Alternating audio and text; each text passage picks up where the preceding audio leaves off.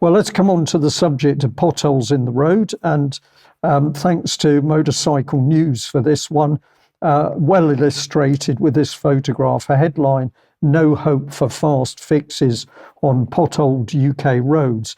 And what they're really saying is that across UK and tens of thousands of miles of UK roads, they're getting worse and worse. And even where some pothole fixing programs are happening, in many places the roads are continuing to become worse because there is no money apparently to repair and maintain our roads. Now, why am I putting this to the audience today? Well, there's not much money apparently for anything. We haven't got money in the Treasury to pay nurses or NHS workers more money. This suggestion was that a one-off payment of £1,000 each for 1 million NHS nurses. That's certainly a lot of money, and there's a debate to be had. But the point I'm making is the government saying no money.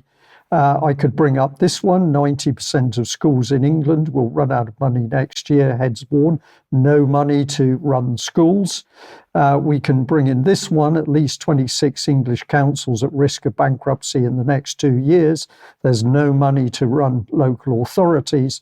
But oh dear, there is money for war. So here is the House of Commons Library report saying that UK is one of the leading donors to Ukraine alongside the US and Germany, and the UK has pledged almost 12 billion in overall support to Ukraine since February 2022.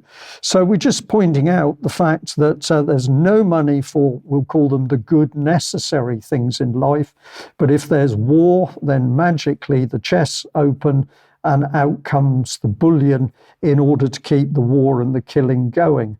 But of course, we should remember that this is money created from nothing by the banking industry of the world. And UK Column will be commenting on that angle much more in the coming days and weeks.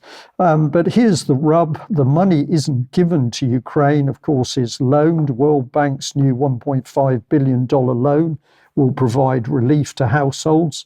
Well, it might do initially, but of course the debt trap will pull those families down. Here we've got the IMF approving $12.6 billion in a Ukraine loan, more debt around the necks of the Ukrainians, the ones that do survive the war. Here's CNN, where the Americans are finally questioning where their money has gone. 113 billion is the figure in this case. Where has that money gone in Ukraine? Well, nobody's too sure. But this particular article by CNN did put up the graph on the right showing the huge amount of money that US has poured into this war, but also showing the amounts that other countries have put in. Germany at 20.58 billion dollars, and UK at 7.38, now up to 12 billion pounds. So this is pretty amazing. Plenty of money for war. Now, where does that take us? I think that's back to you, Alex.